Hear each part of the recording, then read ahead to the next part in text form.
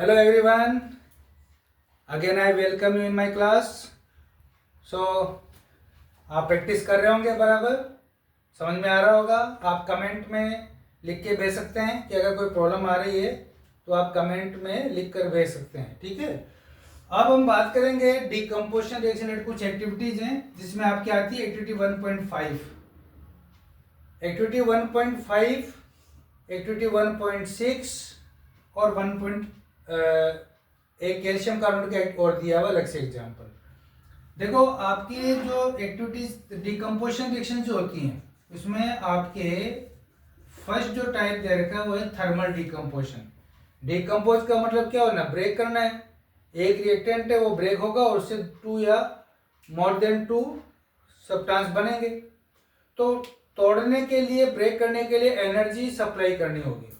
तो यहाँ पर एनर्जी सप्लाई करने के 3 फॉर्म्स हैं जिसमें आपके बाय हीट है, बाय इलेक्ट्रिसिटी है और बाय लाइट है। 3 फॉर्म में हम एनर्जी दे सकते हैं और इस पर डायरेक्ट क्वेश्चन भी एग्जाम में आता है बहुत बार कि give the chemical equations of the decompose reaction in which energy supplied in the form of heat, electricity and light. तो एक एक एग्जाम्पल देना होगा, वो एक डायरेक्ट क्वेश्चन हो गया। हम बात करते हैं एक्टिविटी के बेस पे। तो एक्टिविटी के बेस पे पहले आपकी आती है थर्मल डिकम्पोजिशन। तो यहाँ पे पहले से ध्यान दें, मैं आपको एक थोड़ा सा आइडिया बता देता हूँ। 3 आपके कंपाउंड दे रखे हैं थर्मल डिकम्पोजिशन में, एक तो मेटल सल्फेट, एक मेटल नाइट्रेट और एक मेटल कार्बोनेट। जब भी कोई मेटल सल्फेट SO4 या मेटल कार्बोनेट या मेटल नाइट्रेट, इनको आप हीट करें, देखो मेटल कोई भी हो सकती है, तो पहला कंपाउंड बनेगा मेटल ऑक्साइड। फिक्स है, जो भी मेटल दे रखा है, चाहे potassium, sodium, calcium, magnesium, aluminium, zinc, iron, कोई भी मेटल दे रखा है, उनका क्या बन जाएगा, ऑक्साइड बन जाएगा।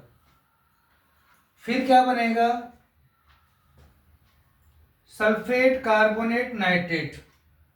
इनमें से सल्फर, सल्फेट है तो सल्फर का ऑक्साइड बन जाएगा, कार्बोनेट है तो कार्बन का ऑक्साइड बन जाएगा और नाइट्रेट है तो नाइट्रोजन का ऑक्साइड बन जाएगा। तो यहाँ पे सल्फर है तो सल्फर के 2 ऑक्साइड बनते हैं, sulphur dioxide and sulphur trioxide. अगर कार्बोनेट है तो प्लस कार्बन डाइऑक्साइड बनेगा और अगर नाइट्रेट है तो प्लस नाइट्रोजन डाइऑक्साइड बनेगा और कुछ अमाउंट में ऑक्सीजन गैस भी प्रोड्यूस होगी। तो यहाँ पर ये फिक्स चीजें होती हैं, तो इसमें ज्यादा रटने की कहीं जरूरत नहीं होती है। Metal sulphate, metal carbon, metal nitrate है, मेटल ऑक्साइड बनेगा। फिर सल्फेट है तो सल्फर के 2 oxide, sulphur dioxide, sulphur trioxide बनेंगे। कार्बन है तो ओनली कार्बन डाइऑक्साइड बनेगी और नाइट्रेट है तो नाइट्रोजन डाइऑक्साइड बनकर कुछ अमाउंट में ऑक्सीजन गैस भी रिलीज होगी। तो यहाँ पर ये अपने को ध्यान देना है। अब हम एक एक करके इन पर डिस्कस करेंगे। जैसे पहले आपकी जो एक्टिविटी दी हुई है वो आपकी दी हुई है 1.5 के अंदर आपके iron sulphate, ferrous, heating ferrous sulphate crystals.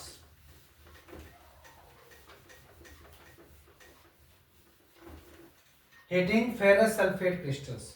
अगर फेरस सल्फेट एक्टिविटी 1.5 के अकॉर्डिंग फेरस सल्फेट क्रिस्टल्स को अगर हीट किया जाए तो क्या बनेगा, तो वही है आयरन का ऑक्साइड बनेगा Fe2O3 और बाकी क्या बन जाएगा, सल्फर डाइऑक्साइड, सल्फर ट्राइऑक्साइड।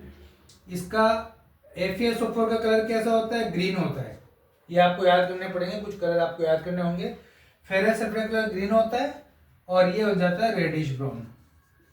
तो यानी यहाँ पर आपको क्या ऑब्जर्वेशन हुआ, चेंज इन कलर। क्या हुआ, चेंज इन कलर। और दूसरा जो 2 गैसें बन रही हैं इनमें स्मेल आती है, स्मेल ऑफ बर्निंग सल्फर। वैसे तो पंजेंट स्मेल भी बोलते हैं बट आपके सीधा दे रखा है स्मेल ऑफ बर्निंग सल्फर। अगर क्वेश्चन आए कि smell of burning sulphur due to evolution of what, तो sulphur dioxide, sulphur trioxide gas. तो क्वेश्चन बन गया यहाँ पे, the green colour crystals are heated to form reddish brown residue and the evolution of gases with the smell of burning sulfur।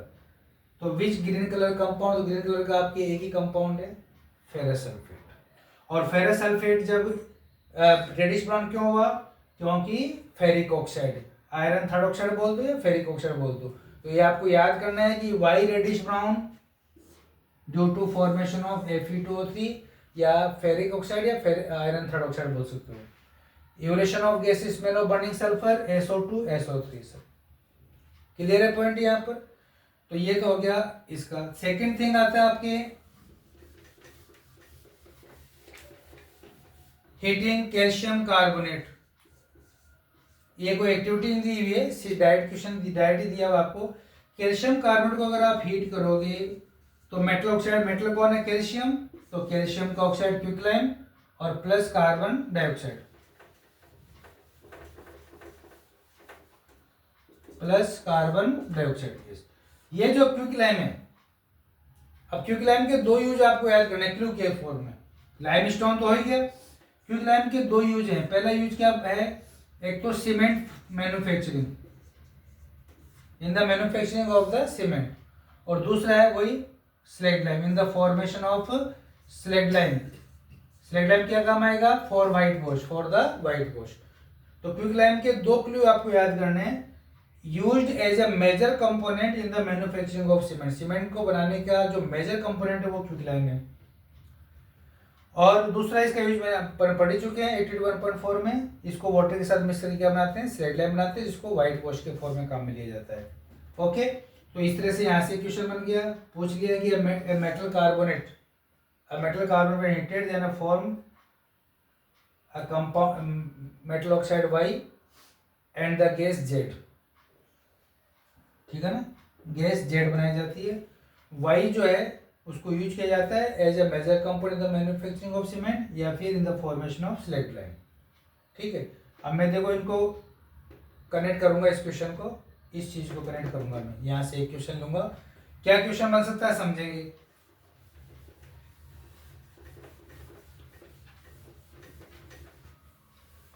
देखिए,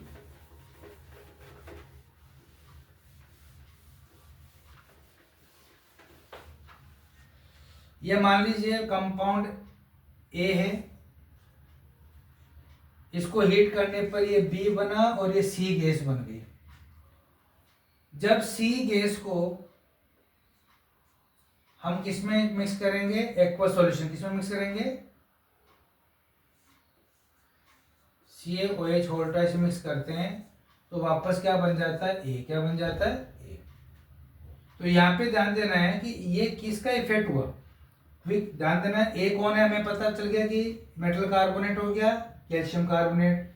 क्यों calcium ही क्यों है, क्योंकि यहाँ पे आपको कोई ना कोई क्लू मिलेगा इन द मैन्युफैक्चरिंग सीमेंट या स्लैग लाइम, ये आपको कोई ना कोई क्लू मिलेगा। इससे मेटल क्लियर हो गया, कैल्शियम कार्बोनेट, ये कैल्शियम का कार्बोनेट हो गया, कैल्शियम ऑक्साइड बना, calcium oxide plus carbon dioxide gas बनी। कार्बन डाइऑक्साइड को जब वापस आप लाइम वाटर या स्लैग लाइम से पास करते हैं तो वापस क्या बन जाता है, लाइमस्टोन, जो कि मिल्की व्हाइट कैसा बनता है, मिल्की व्हाइट प्रेसिपिटेट बन जाता है। और ये टेस्ट भी है, आप बहुत बार सुन चुके हैं कि when CO2 gas pass through lime water then turns milky white. क्यों बनती है milky white, due to formation of calcium carbonate. तो ये भी अपने आप में एक क्वेश्चन यहाँ पर बन जाता है। अब हम बात करते हैं इसके बाद में एक्टिविटी नंबर 1.7। एक्टिविटी नंबर 1.7 क्या है समझेंगे।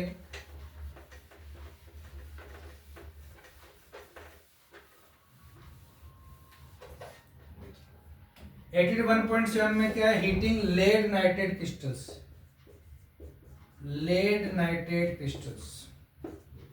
लेड नाइट्रेट क्रिस्टल्स को अगर आप हीट करोगे तो वही मेटल का क्या बनेगा, ऑक्साइड, लेड है तो लेड ऑक्साइड बन गया, प्लस नाइट्रेट से कौन सा गैस बनेगा, नाइट्रोजन डाइऑक्साइड गैस बनेगा, और प्लस लिटिल अमाउंट में ऑक्सीजन गैस भी रिलीज होगी।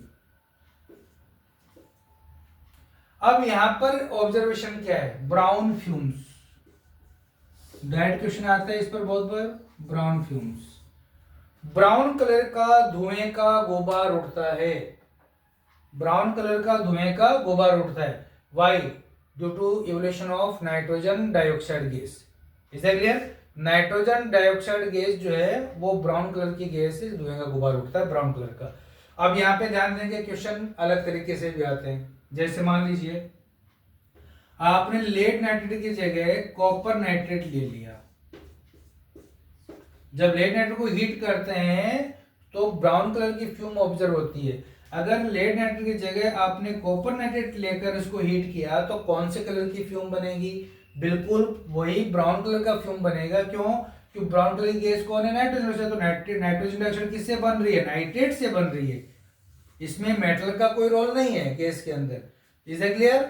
तो यहाँ पर क्वेश्चन कई तरीके से आते हैं। कई बार लेड नाइट्रेट की जगह आपको कोई कॉपर नाइट्रेट या कोई और दे दिया, एल्यूमिनियम नाइट्रेट दे दिया, या फिर ये भी दे सकते हैं कि अगर आपको लेड नाइट्रेट नहीं अवेलेबल नहीं है तो उसकी जगह आप और क्या ले सकते हैं जिससे कि ब्राउन फ्यूम ऑब्जर्व हो। तो कोई भी नाइट्रेट कंपाउंड हो सकता है, मेटल कोई भी, उससे कोई फर्क नहीं पड़ेगा। तो यहाँ पर भी ये क्वेश्चन सीधा सीधा बन जाता है। एग्जाम में बहुत बार इस तरह से क्वेश्चन पुट अप किए हुए हैं।